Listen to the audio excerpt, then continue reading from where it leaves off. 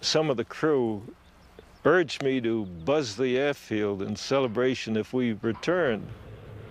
I decided, well, they had a rough tour and I was going to give them a buzz job.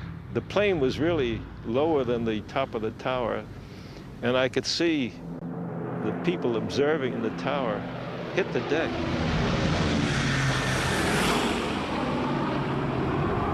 And when it landed, somebody said, "Did you know that General Hugland, who was the wing commander, was up in the tower and he hit the deck and he messed up his uniform?" And I said, "Oh, Rosenthal, you've really screwed up this time." And there was General Hugland walking toward me, and my heart sank. He came over and grabbed my hand. And he said, "One hell of a buzz job, Rosie."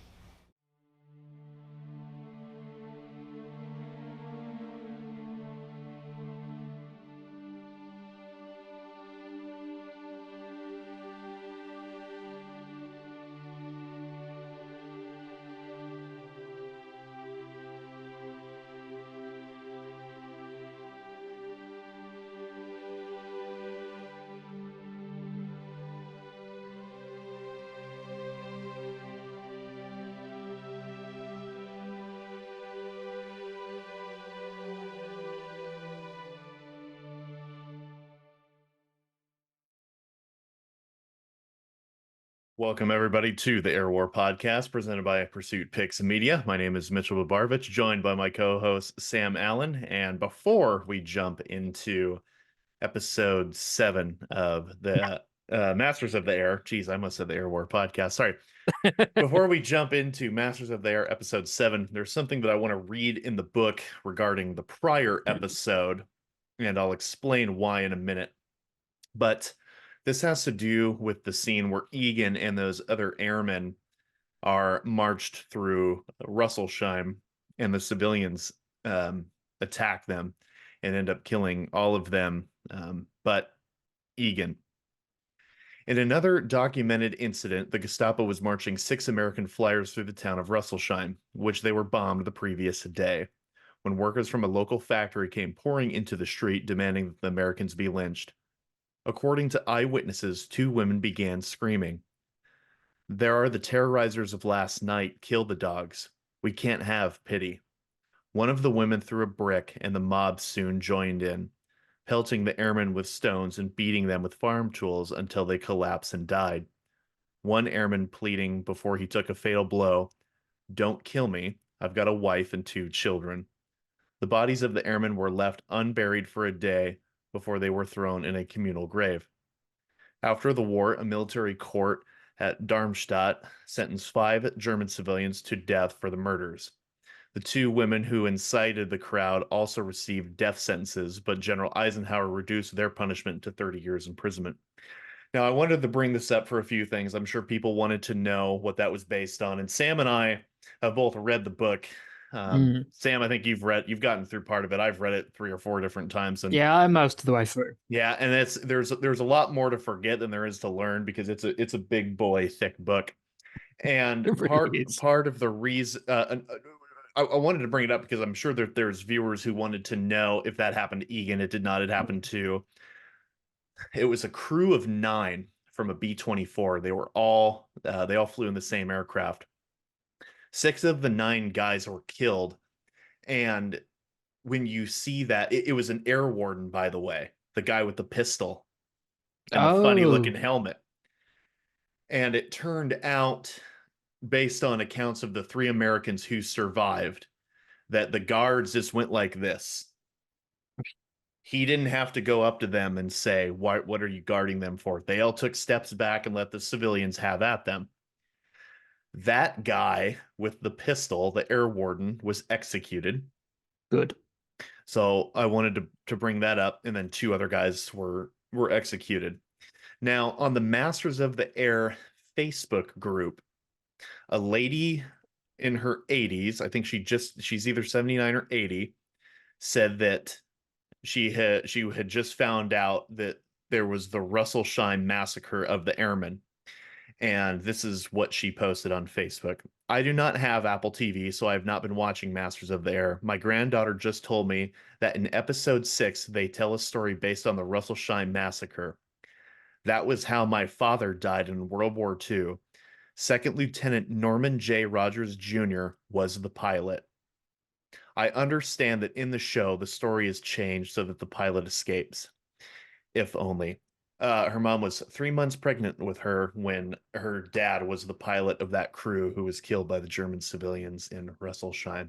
So we wanted to make sure. I want to make sure that we always want to make sure that we get the names of guys we don't hear about included in this podcast. And his name is Norman Joseph Rogers. He flew with the 491st Bomb Group. So just wanted to get that extra info out there. Yeah, because I'm glad you did that, because I think because I've seen the show, we're so focused on the 100th and a few supporting characters that we're at risk of forgetting everyone else. And so, like in Band of Brothers, when everyone thinks of D-Day now in the airborne operations, everyone thinks of Easy Company. Yeah. And they sort of forget, like the 82nd barely gets a mention, apart from us diehard military buffs. Yeah, absolutely. So I think we have a duty to mention as many people as possible. Yeah, absolutely. So with that, let's go ahead and dive into episode 7. I keep looking up to remember if it's episode 7 or not, because Sam and I, before we loaded up this podcast, we were talking about what's going to happen in episode 8. Yes. So I want to start off by saying, let's give my wife a round of applause for convincing us that we were trying to figure out the week prior when they showed the preview of 7. And there's the part on the BBC radio broadcast in the barracks at the POW camp where it says American forces are pinned down on the beach. And Sam and I and a couple of guys that we play video games with were like, well, what part are they covering? We spent a good hour on this. Yeah, because we were trying to figure out, okay, well, they've got to be out of 1943, but I mean, it wouldn't be Normandy because they didn't, it probably wouldn't. And then my wife said, well, it could be Anzio. Mm-hmm. And we were kind of back and forth, and then sure as shit, it's, the American forces were pinned down on Anzio. So huge round of applause to my wife for that one. Luckily for me, she's into World War II as well, so she loves the series quite a bit. Now, Sam, this was another good episode. I thought it was a very good episode. You took a hell of a lot more notes than I did, so I'm going to go ahead and pass the ball to you. Yeah, it's like, was it episode 4 or 5 where not a lot of action happens, but it's a very good episode in terms of what's going on? I believe that is episode 4. Yeah, because that's where Cleven goes down. But yeah, so a lot of things are happening. So I think firstly what I want to touch on is, so at the beginning of the episode, they're in Stalag Luft 3. And Cleven's listening to the radio and telling everyone else what's happening. Right. So the little things that are happening there. So you've got the Chindits, that's Operation Thursday in March, starts February 44 up until April and May. And that's the operation where Wingate dies. So for anyone who knows the Chindits, that's basically the madman who thought up the Chindits. And General Wingate, because I know that her name Landra. I mean Sandra. God, it's Landra in the book. Okay. It's Landra Wingate in Crosby's book, which I have over here somewhere. Isn't it Sandra Westgate in the show?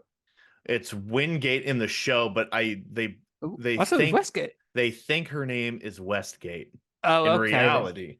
Anyways, we'll come on to this later because we are very confused. Yeah. But yeah, you've also got Third Battle of Monte Cassino, which is the New Zealanders and the 8th Indian Division trying to take Monte Cassino, but it's another fail. And then, like we said, Anzio, where they're not pinned down on the beaches, but they are stuck in this bridgehead because Mark Clark is a fucking idiot. Mm-hmm. Because again, that's an episode we'll do in the future. That's the Rapido River, isn't it? No, or that's the Gari River. Is that what it actually was? I think so. And it's like, because basically, is it 4th Corps is pinned down in Anzio? Anyway, you got a US Corps and some British pinned down in Anzio, and Mark Clark fucked the whole thing up. So that's what's going on in the rest of the world. But also in this week, we see Big Week. Actually, no, sorry, this is the aftermath of Big Week and Black Thursday. Where it's just this whole allied operation of both the 8th, I think the 15th go after Berlin as well, if I'm right in thinking. Yeah, I'm not sure. I would imagine. They Yeah, probably and did. and Bomber Command, and it's just day and night bombing of Berlin, and we see that in this episode. And you know more about that first raid of Berlin we see in this episode, so I'll let you handle that. Yeah, March 6th is a big date for the 8th Air Force. That is the first Berlin raid. Now, there's a directive that Lieutenant Colonel John Bennett gives to Rosenthal at the end of the episode where he says we're using the bombers as bait. That comes as a shock to the audience, probably, because that's the entertainment side of the writing. I've talked to maybe a half dozen guys who were, well, a half dozen bomber pilots. I talked to more fighter pilots than I did bomber crewmen, but it seemed like the majority of those guys were aware of what was going on with that directive from Big Week and on. Basically, from that 1 week, that February 20th to 25th period, and then the majority of the missions that followed when springtime rolled around. But the plan for Operation Overlord, which is the cross-channel invasion in Normandy, was May 1st. So yes, it was. They had to achieve air superiority. They had to get as many Luftwaffe fighters up into the air. They've got the Merlin-powered P-51 now, which, by the way, that those Don't shots. get me started. Well, those shots of and it's not even, there's a couple like iffy CGI shots when those Mustangs are flying by. But God, there seemed like there was a lot more Mustangs in those shots than the 8th Air Force had at that point. That's what I've written down in my notes, is there's so many fucking P-51s. But a good note for the plane nerds out there is, as far as I could tell, and I paused it several times, those are P-51Bs and Cs. So it's the Razorback style where it's shaved backwards towards the tail. Kind of got that hunch look to it. We'll throw up a photo of a P-51B versus a D model to show you the difference. So that was really nice attention to detail there. But the bomber crews, I think it's mixed on the history of whether some guys knew and some guys didn't. Now,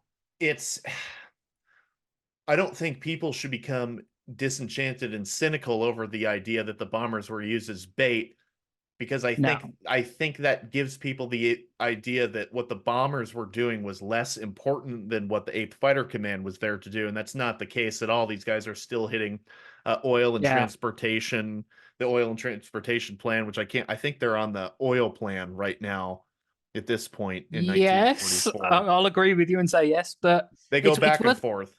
Yeah, it's worth pointing out that the RAF have been doing that since 1941. Right. With their circus and rhubarb raids over northern France, is that they're basically putting either light bombers in as bait and trying to draw out the enemy fighters, or they're basically sending out fighter sweeps to try and clear the northern French coast, even in 1941, 2 and 3. And in fact, that's half the reason for the Dieppe raid, is to draw out German fighter strength. And obviously, that we know how that ended is a complete disaster, and it doesn't have the impact it wanted against fighter strength. So this is now the next big idea to knock down Germany's fighters. And maybe this might help listeners kind of wrap their head around the whole thing, is destruction of the Luftwaffe doesn't necessarily meaning shooting down every plane that you see. If you're bombing Berlin, which is much deeper in Germany than most of the prior targets, that means the Luftwaffe is exhausting more resources within their own country, so they have to pull fighters from other areas that they are occupying to defend their, these major cities. So if you have, for example, if you've got aircraft in France and you know that there's an invasion coming at the Germans were aware that the Allies were going to invade France at some point. They didn't know where exactly, but they had a pretty goddamn good idea of what was going on. Well, if you're taking away aircraft that would defend those beaches and you're sending them to Germany to defend the onslaught of American and British bombers, that's a big deal if you're the Allies and you're going to have this cross-channel invasion and you're going to have it succeed. You have to have air superiority. Yeah. Well, this is also why a lot of the famous German 88mm anti-air guns are going back to the Reich rather than in the forward areas of the Eastern Front and Italy and so on and so forth. That's huge. Exactly. And so it's, for example, going back a year in 1943, the reason there were no 88s at the Mörner and Sorber dams in the dam buster raid is because they were sent back to Berlin. Oh, I'll be damned. Yeah. Huh. And so that was wow. It was a massive stroke of luck because I think they were only removed a couple of days before as well. So that just goes to show that they are running out of the Germans are running out of equipment to defend everything, so they're having to prioritize, and it's having a detrimental effect on their operational capabilities. Yeah, the Luftwaffe is absolutely being bled dry, and we've still got over a year left for the war in Europe, and it's already looking dire for them. And even Albert Speer, which this is talked about a little bit in the book by Donald Miller, that Speer basically, I can't remember if it was in March or May of 44, but they had reduced so much oil that Speer was like, this is it. I think it's May, because that's where the Red Army's ramping up its operations. So they are being bled of oil. But we've been talking about the raids on Berlin. The last big raid on Berlin is by the RAF on the 24th and the 25th of March, where it's a 700 bomber raid. But they lose 72 aircraft. That's 9% of the entire... about 10%, sorry, of the entire bomber force. Yeah. But also, it's very key because those raids on the 24th and 25th help the escape attempt in Stalag Luft 3, what we know today as the Great Escape. Right. So let's talk about the Great Escape. And so I think we've all seen the film, and no, it doesn't happen like it does in the film. But 2 years later. Well, yeah. I didn't realize that it was in 44 when they escaped. And I know in the movie it's 42, but I thought it was like, late 42 or 43. Well, to be fair, I always could have swore blind it was 43 until I read up because of this episode. But yeah, so I think it was 83 got out altogether, but I'll let someone correct me if I'm wrong. Most are recaptured. I think 6 get back to either Allied countries or somewhere friendly like Switzerland or what have you, or Spain, and 50 are executed. And they say this in the episode, and I'm like, do you really want to admit you've just executed 50 POWs? Like, what the fuck are they thinking? So this is talked about a little. This is a very short paragraph of the book, and I specify that because there's one chapter dedicated to the POW experience in Masters of the Air, and then in other chapters you get some other accounts. In the chapter called The Wire, when they talk about this escape, Hitler wanted all of them executed. So that way it was like, because like the guy says that there could be some huge reprisals from this. And instead Goring said, no, let's execute a lower number so that way we don't get reprisals on our POWs from the Allies. So I think that there was an emphasis on telling those guys that, look, we executed 50 of them. Don't fucking try this. And quite frankly, there was a little bit of I'm not going to say it was a nod to the Great Escape, but at the beginning of the movie where that commandant is like, who's not that guy was not a Nazi in the Great Escape, that commandant, because he was like, look, let's wait the war out. Like if you don't try to escape, we're going to be friendly to you, and let's just ride this out, and of course they're like, oh yeah, ride this out. Oh, too bad we're going to escape. It's worth mentioning that the Stalag Luft 3 we see in the show is a little bit of a... It's not as bad as it is in real life, because in real life you've got a theatre, you've got swimming pools, I think. Yep. So I'm like, it was designed to be a relatively luxury prison camp because they wanted to try and give them an incentive to stay rather than escape. And if you make a nice prison camp where the life isn't so bad, then it's going to be you're less likely to want to escape. Yeah, they're creating basically. a false sense of security, and if Yeah. anybody wants to see what Sam's talking about, there you can find on YouTube. The Grand Tour went to Zoggin, Yes. and there's a 4 or 5 minute video. If I find it, I'll post it in the YouTube link of our podcast. But they show the size of the pool, and there's pictures of the auditorium where they had the movie theater and stuff. And I wonder if maybe conditions, and they had to, conditions worsen when there were more and more airmen, because I want to say we got over 10,000 POWs at one point there. Maybe more than that. Yeah, and that, bear in mind, German divisions are around 10,000 men strong at this point in the war. Yeah, and if they can't even feed a German division, how are they going to feed 10,000 Allied prisoners? So yeah, fair point on that. But I think we need to just not underestimate how important the Great Escape was, and as we'll see later on in the next 2 episodes, of just how important it was for the lives of the POWs involved.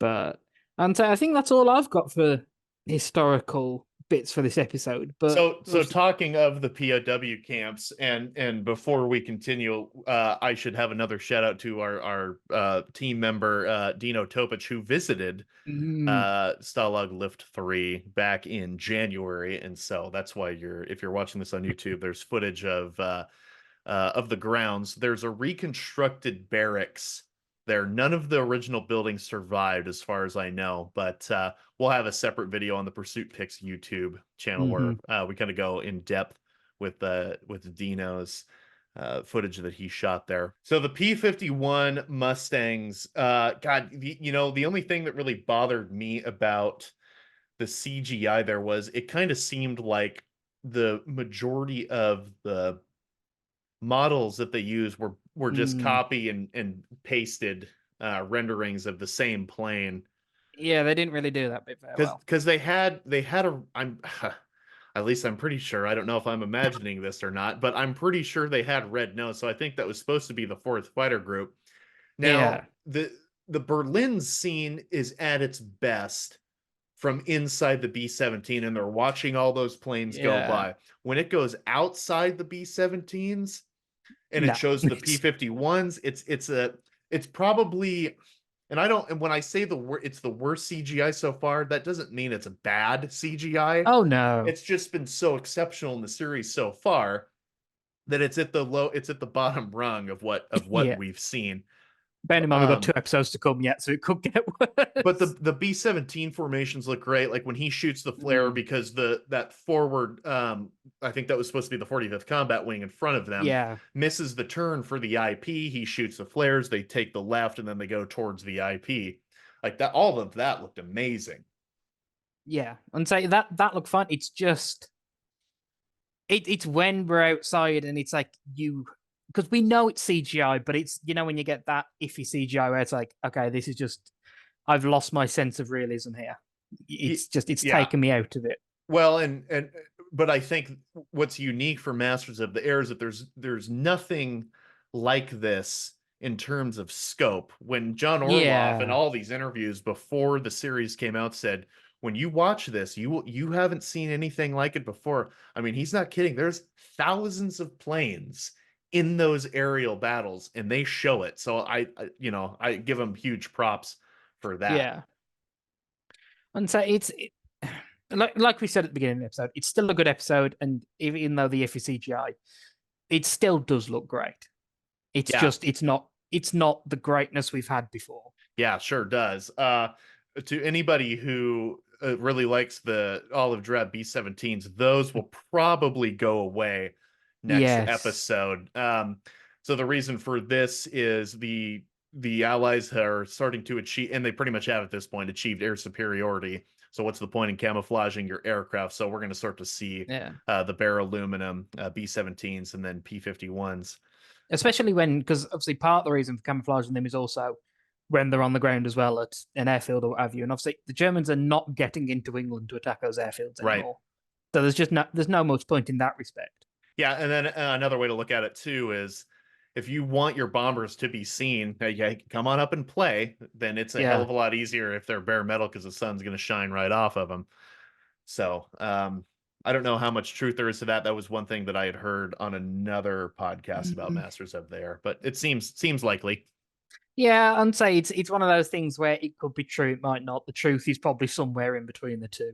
Yeah, the fact of the matter was that they didn't have to camouflage their aircraft. Within about, I think it's a month after this point. Once you get into May and June 44, there's not a whole hell of a lot of olive drab painted aircraft in the 8th Air Force. A little bit more in the 9th Air Force because they're operating out of Normandy at that point after the invasion. And so, but I think at this point we sort of have to address the elephant in the room, and that's Crosby and ATS Go Westgate or whatever her bloody name is. Let's hear your theory. Right. I think it's first pointing out that we don't, as in where we are now, we don't know if they had an affair or not. So obviously, the real life Crosby is married, and yes, while the real life Crosby did meet whatever her name is it Westgate, Wingate? Who knows? So you keep talking. Does it say in the book? Yeah. Yeah. Actually, I got it on Kindle. It'll be a lot easier we've got to pull nothing. Up. Yeah, we've got nothing to suggest they had an affair. I thought, because me and Mitch were talking before we started the podcast, I wonder if perhaps it's a merging of characters and there's a character that wasn't in either Crosby's book or any other book for that matter. And maybe they've merged characters because obviously TV shows like to do that sometimes. But this is a very wild theory, and I could be talking out of my ass at this point. So it's her name is Subaltern A.M. Wingate, and I believe her first name is Alexandra, but she calls herself Landra. Now I think there might be some reason to believe that he could have been seeing. I mean, obviously he was seeing her, whether that transpired into an affair or not, I'm not sure. But I do know this: the family has been nothing but supportive of Anthony Boyle's portrayal and how Crosby was written in the series. So I'm gonna guess that there's probably more here that we certainly don't know. And I don't know. There's one part in the book where Crosby says, "I had Jean at home and I had Sandra in London." Take that for what it is. Yeah, because she's a prominent character to Crosby, but she's not necessarily person. Because obviously these are all real people. She's a prominent person in Crosby's life overseas. Yeah. Although she's mentioned on maybe 11 or 12 pages. We touched upon this a little bit in our prior podcast episode. But that said, I am interested in finding out what her story is because even Crosby never really found out what she did. And so for those of you who have seen the preview for the next episode, which I assume is most, we see that she is some sort of spy, assumedly with SOE in occupied Jura. Special Operations Executive. Yes, or the Ministry of Ungentlemanly Warfare, which is a brilliant nickname for an organization. But yeah, so we see that she's some sort of spy. So that could be, because I also had a theory about this, didn't I, before we were talking, that maybe the reason it doesn't say in the book is something to do with her. If she survived the war, she would have had to sign the Official Secrets Act, which basically means you can't talk about what you did during a certain time or what have you. So I wonder if she was bound by that when the book was being written, and that's why it's not mentioned what she did. And Crosby's just trying to cover for her because obviously she shouldn't have told him. But again, this is all wild theories that I could be talking at my ass. So we don't know who she is. Yeah, and my guess would be is that when they were writing this series, they found out some information on her, and that's there. I don't think there's any chance in hell that they would fabricate an episode or a significant part of an episode outside of her interactions with Crosby and put that in the series without knowing that there's something there. So I'm really looking forward to seeing that story of her play out in that next episode. And especially because episode 10 of the series will be a making of the documentary, so maybe it'll explain it a bit there as well. Yeah. Yeah, could be. Yeah, that was really it's nice. And we kind of figured that there would be something coming, but it is confirmed that there will be basically in episode 10, but it's the documentary called The Bloody Hundredth. And yeah, I've seen a couple of those interviews, and there's one that it was on the 100th Bomb Group YouTube channel years ago. And it's one of the coolest videos you could sit down and lose an hour and a half of your life to. So I first became aware of the 100th Bomb Group through a guy named Dave Talichet. So Dave Talichet was a guy who flew in late World War II. I think it was early 45. He flew like 20 some odd missions with the 100th Bomb Group. This is the guy who pretty much came up with the idea for themed restaurants in the United States. And through all his financial earnings, he started to build up his own aviation collection, and he bought a B-17. And when I was a kid, we went to a few air shows, and Dave Talichet would fly his B-17 around. World War II veteran flying his B-17 around. How cool is that? But at one of the like the documentaries that they were doing for the 100th, Dave Talichet let them use his B-17 for that. And there's basically an hour and a half interview that will hopefully reappear on the 100th Bomb Group after this documentary comes out. They took it down because of the documentary. You're going to see some clips from it, but for an hour and a half, he's climbing inside that B-17 and he's telling stories, and then he's talking about the engines and the guns and the Berlin mission, and it's absolutely stunning. So I'm looking forward to that documentary. Yeah, I think that's what the other two. I know we try and keep away from Band of Brothers and the Pacific because obviously this isn't a podcast about Masters of the Air, but I wish that's what they'd have done with the other two series, was a documentary, a making of sort of thing, because it would have been nice to get a bit more information. Well, we stand alone together with Band of Brothers, which yep. Holy shit, I've missed something. No, I haven't. Well, you know what he's going to go do after this podcast. There really wasn't anything like that with the Pacific, because the majority of the guys that they followed in those, was it 3 different units? Yeah, I want to say... Or 3 different guys. Was it I can't 7th remember. Marine Regiment, 1st Marine Regiment, and then K-35. Yeah. Yeah. There wasn't really any documentary with those guys. There's some behind the scenes stuff and some interviews that the National World War II Museum had accumulated with various characters, but there wasn't really a big thing like this that we're gonna see with this series. So that's really cool that they're gonna do that. Yeah. And so, well, I think that's everything I've got for this episode. Yeah, well, let's talk. Oh, go ahead. I was just going to say there is one more thing, which I love how Egan is the Scrounger in the prison camp, because he's the perfect person for it, really. Yeah, that radio was pretty cool. Watching him put that together. It makes me wonder, because you've got to assume that most of them tried to get hold of a radio of some sorts, and just I think it goes to show how important just a tiny bit of news can make a life in a prison camp more bearable. Yeah, for sure. So we got 5 minutes left here on our timer for Zoom. So episode 8, there's going to be a lot.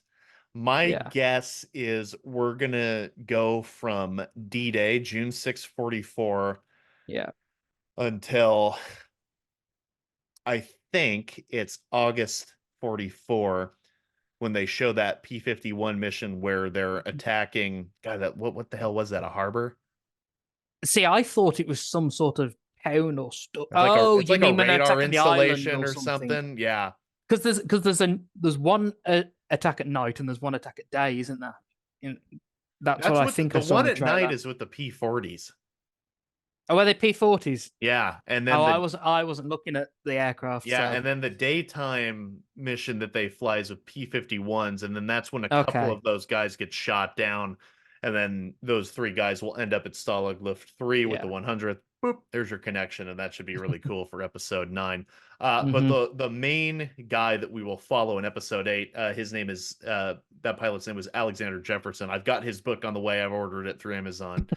Unfortunately, it wasn't a Prime purchase, so I've actually got to wait like 4 or 5 days to get the book. But it'll be fun to flip through that and have another book that we can talk about. Real quick before we jump off, I think the majority of the POW experiences with the 100th came from this book, and that's A Luck of the Draw by Frank Murphy. And you hear Murphy's on screen a little bit. He's more so one of those guys that you hear by name. And I know he's on the screen and he's there, but you don't really notice him unless they say his name. Yeah. But if you want to read more about that, I would highly recommend checking out Murphy's book. And so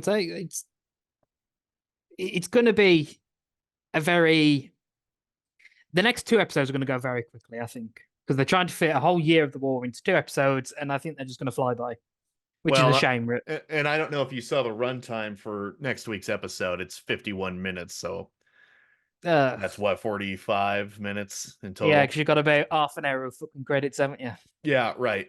Yeah, unfortunately. But yeah, we'll see. There's a lot of different storylines because we've got the 332nd Fighter Group, we've got D-Day, which, by the way, I wonder if maybe they'll show, well, I don't know. I think this might be a stretch, but the 100th took part in the breakout from Normandy, Operation Cobra in July 44. Ooh. So I wonder if maybe we'll get to see part of that, because when Rosenthal is flying and he's looking down at the Normandy beaches, those beaches are pretty well established. I mean, that doesn't look like they had just landed. Yeah, so then again, but they do say there is a bit in the trailer that they say they're a few hours away from D-Day, which I think is a bit of a security risk, first of all, letting them know quite so early on. That did happen. That did happen. They woke those guys up early in the morning. Yeah. So when we jump on next week, I'll read that part in the book. Okay. Yeah. So, but yeah, and so those beaches do look, they look more like harbors, like they should do, which is for later on. So yeah, we're probably going to get to see the breakout. Yeah, I hope so. So we'll have 332nd Fighter Group, we'll have D-Day, we'll have the breakout, we'll have Landra going behind enemy lines, it looked like. So I'm going to assume that maybe she went into Normandy. This is going to be a very busy episode. Yeah. And then the POWs on top of that. Oh God, yeah, let's not forget them. 5 storylines. So bloody hell. Yeah. Okay then. All right. Well, I think that's going to wrap it up for the Air War podcast. Joined by my co-host Sam Allen, I've been Mitchell Babarovich, and we will see you next week on the Air War podcast presented by Pursuit Picks Media. See you guys. Yeah.